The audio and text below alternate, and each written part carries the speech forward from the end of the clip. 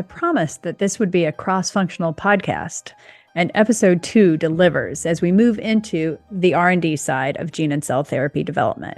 In this episode of The Issue on the ASGCT podcast network, we have an in-depth interview with Dr. Tom McCauley, the CSO of Omega Therapeutics and former global head of non-clinical development at Shire. We talk about his path from condensed matter physics to leading teams of scientists elaborating the next generation of molecular therapeutics. We also dive into our mutual experience in the early days of in vivo gene editing and discuss the challenges one faces with the complexities of moving these products into the clinic, particularly before there is much of a roadmap for development. Additionally, we cover the recent public Ad Comm and ultimate approval of Casgevy and how we hope the industry continues to evolve and set standards as we move forward novel approaches.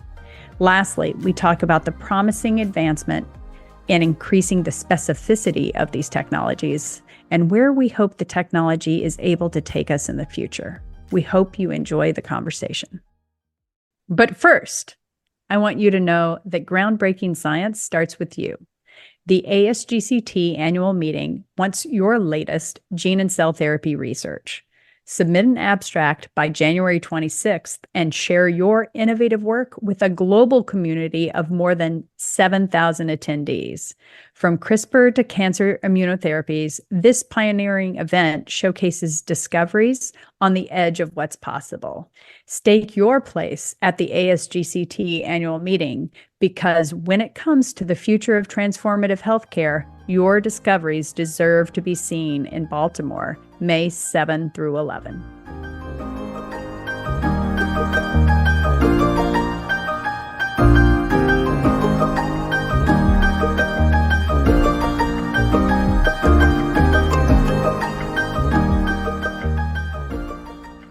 Dr. Tom McCauley, welcome to The Issue on the ASGCT podcast network. So Thank you very much.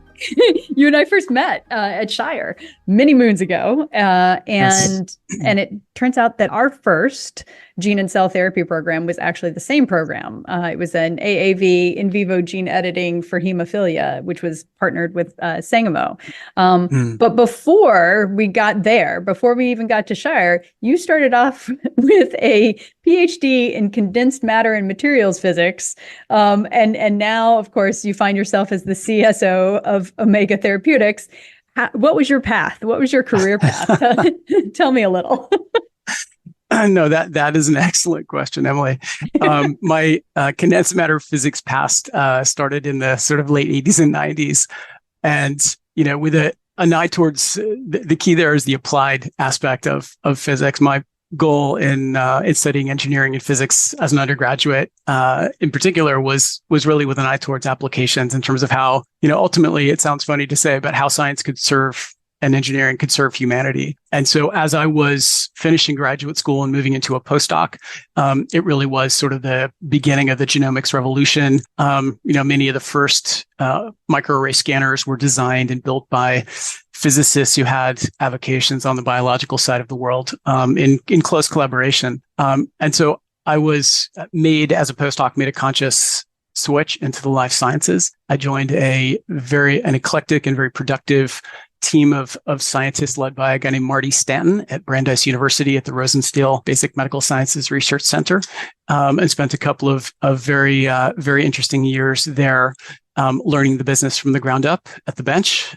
pipetting on up, assay development and the like, while doing, an eclectic mix of things, including sort of hardware and software development for protein crystallography detection, and then moving very rapidly in that space through some grants through the Department of Defense and the NIH into developing solid phase arrays using aptamers at the time to detect initially biowarfare agents. But it became very rapidly apparent to us that there was a nascent proteomics enterprise in that type of technology. And so we attracted funding and spun out a company called Archimix at the time, which originally gestated within Brandeis's walls, but eventually moved out onto its own. And over the course of the next 7 years, went on to put several programs into development and a couple into the clinic in phase 1 and phase 2 for, one was a direct thrombin inhibitor, one was a von Willebrand factor antagonist, another was a C5 complement inhibitor that was eventually licensed out and has made its way, I believe, to the market in one form or another. So it was an incredibly diverse and dynamic trial by fire in the beginning. But I think the unusual trajectory that I took starting in, really in startup biotech and then subsequently moving to larger and larger companies really gave me an unusual perspective in the sense I think most people in this space either start and end in biotech or start in larger pharma and sort of work slowly, perhaps become disenchanted with certain aspects of that and then jump to biotech. Having started in the biotech space and really gotten a bird's eye view of what it takes to have an integrated, fully integrated biotechnology company, in terms of the multidisciplinary nature of everything that goes on, I found it was that integrative aspect of all of those different functions and the expertise behind those that really attracted me. And it became clear to me that the training, the sort of systems engineering aspect of my training became very, very helpful in terms of being able to connect the dots between all of those various functions, where often it seemed that, organic or synthetic chemists had trouble talking to molecular biologists who had trouble talking to, folks who were in other disciplines as well. And coming into that as an outsider forced me to learn that very, very early and became very, very helpful in, building and leading a team, as I did at Shire at the point at which we met. So that said, I did do most of the roles that I ultimately ended up managing. So I'm proud of that. Yeah, exactly. Yeah, no, it's funny. I just want to maybe double click a little bit on what you just said, because in some of the other conversations we've been having on the podcast, the concept of team comes up a lot. And I think that what is amazing about gene and cell therapy is it absolutely can never be a solo pursuit, right? The complexities of the entirety of the package you have to put together to not only just go into the clinic for the first time, but also then get approved, takes so many different disciplines. And I think you're right. It behooves us, as you put it, to learn how to speak all the languages involved in that in order to make sure, the team that's prosecuting a new therapy is actually all pulling in the same direction.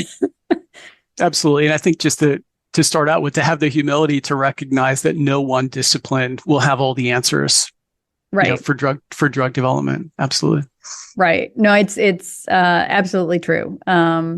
Okay, so let's go back in time then to when we were both at Shire. I think prior to that you'd worked prior to the time that we got assigned to the program with the AAVs and the in vivo gene editing. Like you and I had sort of worked on every other modality except for gene therapy.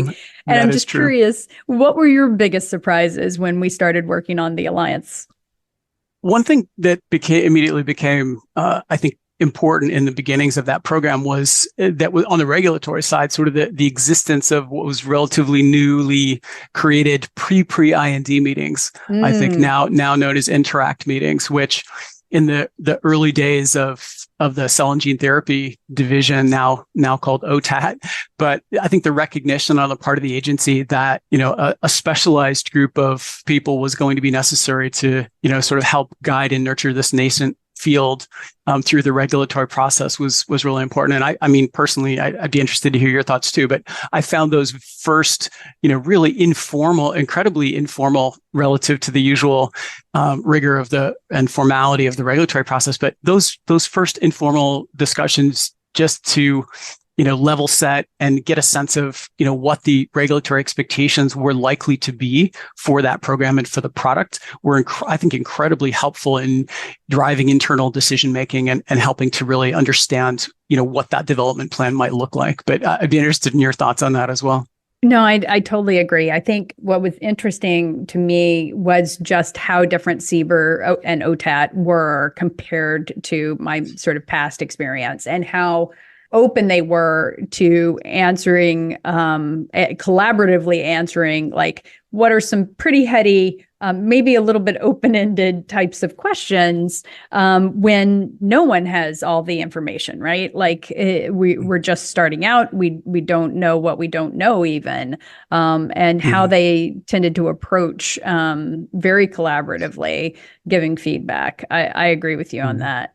I mean, I think I would say I'm sure you've experienced this as well in developing multiple products.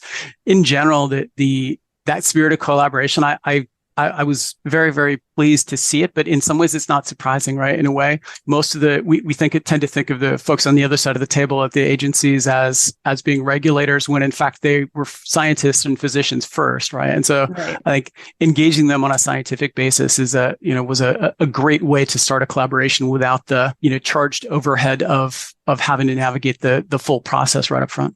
Right. Yeah. No, I that's a great point. I think, to your point, like, the submissions were also, like, what we gave them to sort of mull over was also very different, because, we spent time sort of educating them about, here's our logic, here's why we think this way, here are the caveats, and here's how we're addressing them. Like, do you agree? It was a very different sort of interaction as well.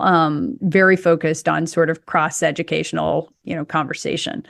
Yeah, no, I would say they've been a great tool overall, just throughout the last, 10 or 12, 15 years now, whatever it's been, just in terms of guiding our, thinking as sponsors for the development of that editing program, but other innovative therapies since then. Yeah. Yeah, it's funny. So one of my other, like, big surprises was immediately how obvious it became that one needed to speak the language of your CMC analytical expert. Yes.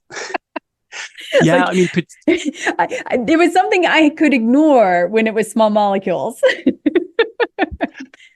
True. I mean, I think, that's a very good point. I mean, and just to set the stage for the discussion, I mean, that was quite a complex drug product, both on the drug substance side and on the drug product side, right? It was actually a sort of tripartite thing with two different, zinc fingers plus a transgene. So it was, even in the context of a fairly complex somebody who had experience with complex biologics in the past, this was another order of magnitude, I would say, more complex, if only because of the number of different streams that kind of flowed into the CMC work, as you said, and the relatively crude state of technology, I would say, at that point, for really assessing those, both in terms of potency as well as specificity and things like that. And really, in many ways, having to build the plane while you're flying it and developing some of those methods, and then having to develop them internally, and then often to transfer those to a CRO or a CDMO who often did not have any prior experience with the modality broadly. Right. And so you had to do the work both of internally developing the method, but then also to essentially teach the CRO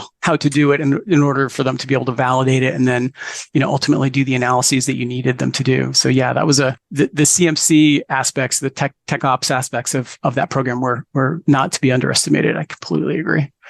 Right. Yeah. And I think what I noticed as well was concepts around with other, small molecule drugs, if you will. Like, you never know which of your two species, one rodent, one non-rodent, is going to be the most representative of what you should expect when you get to the clinic. But with these kinds of therapies, it's sort of layer and layer and layer of, first of all, which species is most representative for the transduction efficiency of the AAV versus the efficacy to be expected from the payload, et cetera. And so there were so many things. And I just remember, I don't know if you do as well, like those first weeks, I felt like my brain was going to burst because every time I followed one part of the therapy and sort of figured out, or thought I figured out something, like there would be this whole nother question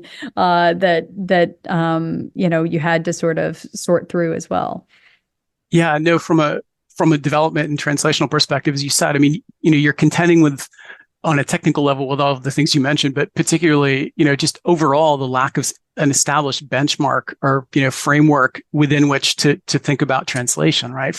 You mentioned sort of differential transduction efficiency across species, differences in sequence of the target locus and the sort of complexity and variability, genomically within thinking about the ultimate, human patient population, which played into some of the discussions that have been had recently around specificity for some of the gene therapy products that have just been approved. But also, how do you think, even from a basic perspective, in the small molecule world, right, to draw that illusion, there's a very well established, guidance around estimating safe starting dose in humans using allometric scaling, right, which has been, extended now to biologics in different settings, but which doesn't apply generally to, in the genetic therapy space. And so trying to understand from cellular, biochemical and cellular systems to, in vivo model systems in rodents to non-human primates, exactly what does 10 to the 12 or 13 vector genomes per kilo mean, when you think about ultimate potency and clearly safety in a human setting, right? So I completely concur that there was not an established framework, to really guide that initially. And we had to, as you said, be driven by the data in terms of thoughtful experimental design and sort of learning as we went. Right. And like what you said actually totally, took me back. And one of the other big surprises, right, which is not a surprise, right? The site that you try to edit in a human may not be conserved perfectly in your preclinical species. Or at all, yeah. Or at all. And 100%. The off-target sites that might exist in a human are definitely not going to be conserved.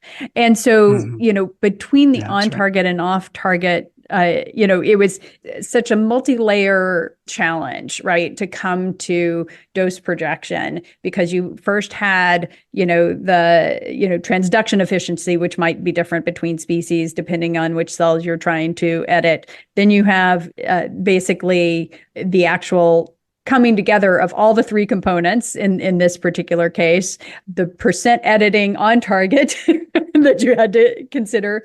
And at the end of the day, it was generally sort of a story we had to tell between in vitro and in vivo data, sort of trying to harmonize and trying to sort of draw the thread across to say, using, this vector, these zinc fingers, this is the amount of editing we would expect, et cetera, and come up with a dose that way. But it was not a straightforward endeavor by any stretch of the imagination. No, completely agree. And I would argue it still isn't. Right. I think, a lot has been learned in the intervening years, I would say, but there are, to be fair, there are many different angles from which you can construct a scientifically valid rationale for dose setting for these various therapies. But it's by no means consolidated at this point. I think that's a terrific way to put it. It is by no means consolidated. You mentioned some of the recent approvals, and I have to say, I totally agree. So, with exa-cel, Casgevy being recently approved, and the Ad Comm, prior to that approval, which sort of, I think, walked everyone through in very good detail, the on and off target editing that was, performed to look at that therapy. It does at least start to approximate, at least for ex vivo gene editing, a sort of a starting benchmark. And I think also, the fact that there was conversation and people had a discourse around the pros and cons of the various approaches used, like it feels like that was,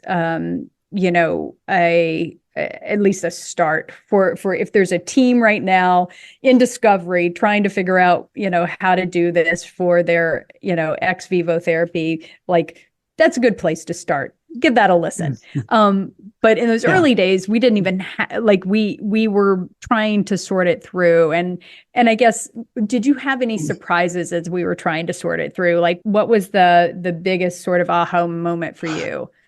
Yeah, I mean, thinking back now, sort of in the context of all the other modalities that have since been applied to this, right? The extent of of your concern is going to depend to a large extent on the modality, right? So in that case, it was sort of, insertional gene transfer, right? Which is, fairly invasive genomically, right? As opposed to something like, genetic therapy at the mRNA level, or using base editing, right, where you're making a relatively small change potentially, versus gene writing, right, using transposons or other approaches to cut and paste large segments of the genome. I think the sort of risk profile of those is going to vary somewhat depending on modality, or like in our case, we're doing epigenetic modulation, which has its own assessments. But in general, I would, for example, be less concerned about a transient off target for an epigenetic effector whose substrate might not exist at a random point in the genome, whereas a transient, off target for something that's going to make a single or double stranded break is would lead to more concern in my mind for long term, for example. So, we started with perhaps the most severe case you can imagine in that regard, and so I think appropriately we were tried to look at it comprehensively. I mean, I think that again it was one of the struggles, I think, was just the limited lack of precedent on the one hand, in terms of understanding, both from a basic scientific perspective, what the most relevant system was, in terms of, in vitro, either in silico work or in vitro, cellular assay, biochemical assay, or as you said, in vivo, where in the in vivo setting, because of all the variability that you mentioned and lack of translational fidelity potentially between rodents, which are the easiest to study, and human, you could look at the sort of net effect, for example, of a given dose and a given constellation of potential indels and things on overall safety, at a high level, but it's not necessarily going to tell you exactly what you might be able to expect in human. And so the lack of, again, a consolidated, consensus, in terms of industry best practice around how to do those assessments and what would be acceptable, in terms of underwriting clinical safety for a first in human for, again, a novel modality was a bit challenging.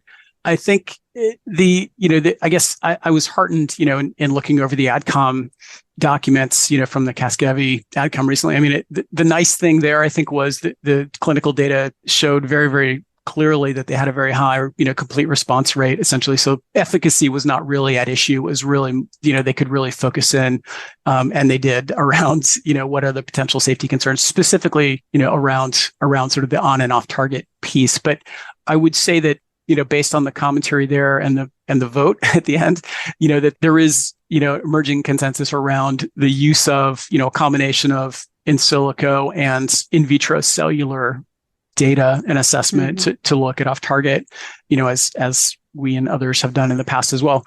I think that the main question, and you saw it in some of the comments of the advisors, was really more around the sort of extent and volume of data that you would generate in those regards, in terms of, I think they used a relatively, modest number of, cell lines from healthy volunteers and sickle cell patients and other patients with mutations. But the question is, how many do you need to look at to understand, either in silico, I think they used something like 61, ultimately sort of whole genome sequences to do the in silico analysis.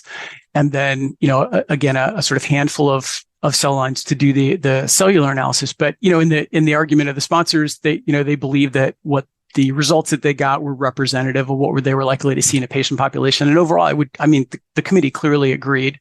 Right. And so, the question really is, and this, it may change over time in terms of striking a balance between what is currently or may soon be technologically possible and what is appropriate and what is feasible, frankly, too, in terms of thinking about this as a sponsor certainly for first in human, where you have to think about the, benefit risk as well, right? I think one of the advisors made a comment about explicitly, they definitely got it, right? That, not letting the perfect be the enemy of the good enough, in terms of a therapy that could really make a difference for patients for whom there really weren't any, therapeutic options at that point. So, it's no surprise that these therapies are applied first in the rare disease field, monogenic disease field, but I think as the field evolves and as technology gets better, both in terms of specificity broadly, I do think, that the ultimate hope would be that these therapies could be applied to more common diseases, I would say, certainly. But, I think I look forward to the field evolving in that direction. Yeah, and absolutely. I think, you summarized the Ad Comm incredibly well. And I guess I should, full disclosure for folks who don't know, I was the program lead for exa-cel from the time it was a development candidate until it went into the clinic for the first time. So I am team exa-cel from that perspective. That said, I think you summarized perfectly what the committee sort of took away from it, from the data, and they did seem to, I think, deeply understand sort of the limitations of where we are from a technological ability to discern rare events, but also the true sort of biology underpinning a lot of these things. Chromatin matters, so context Indeed. matters.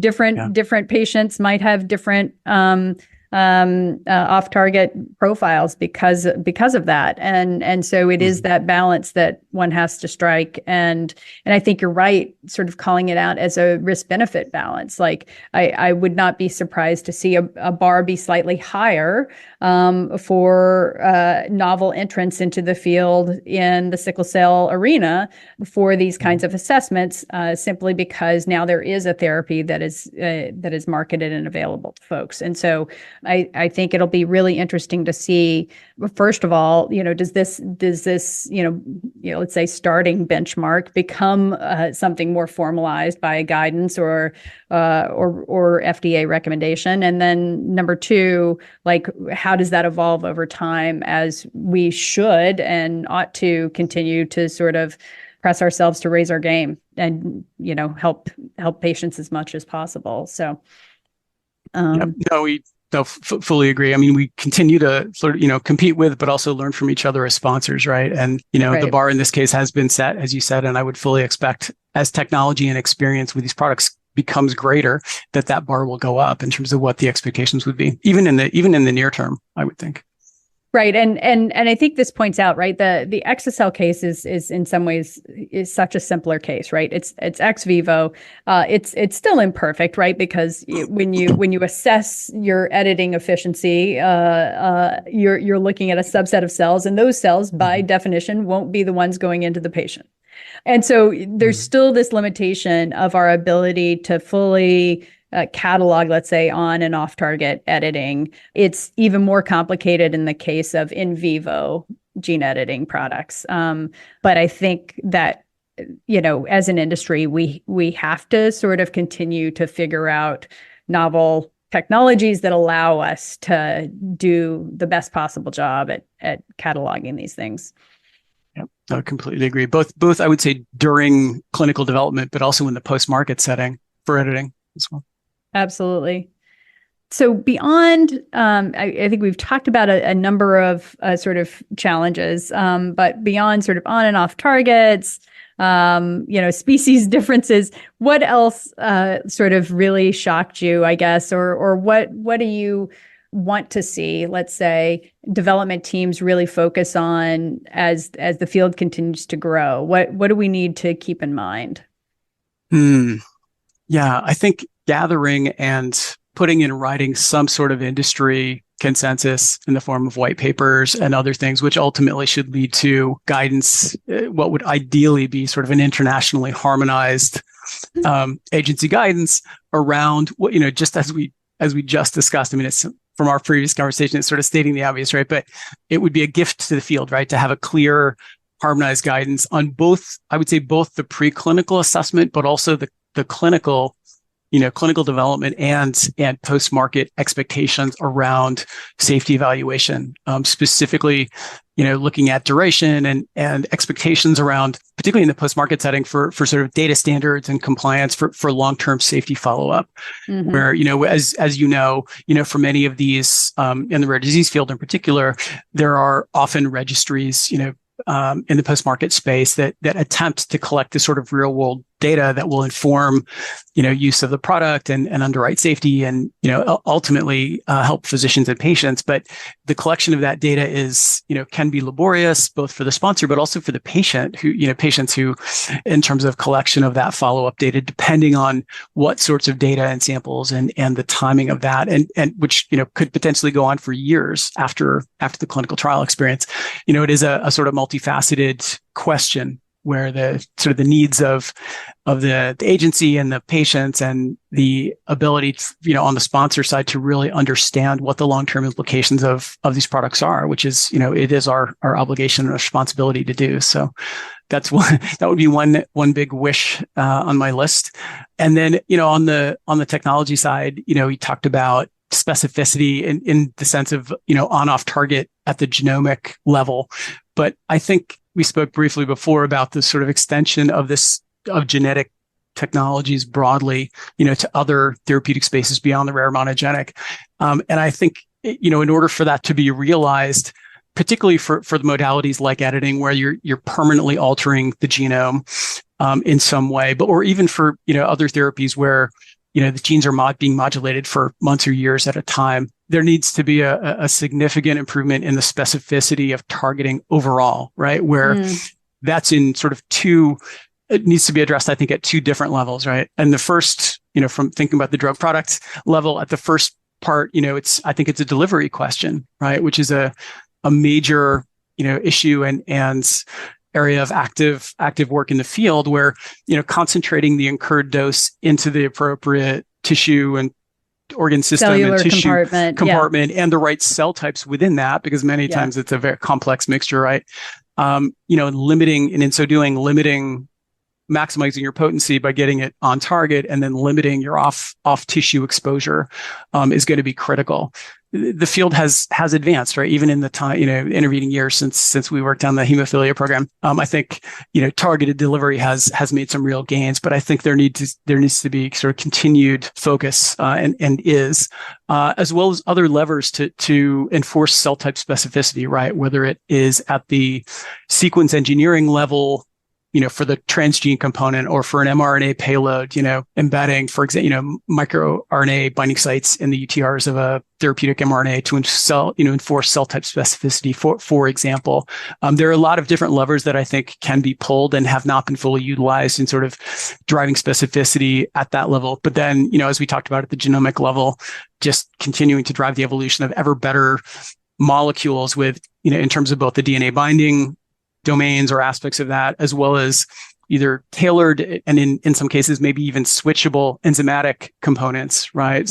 Which could potentially be turned off, after their work is done, so as to not constitutively produce machinery that could theoretically create indels over time, things like that. So I think there's a lot to be done, but I think we know what lies before us.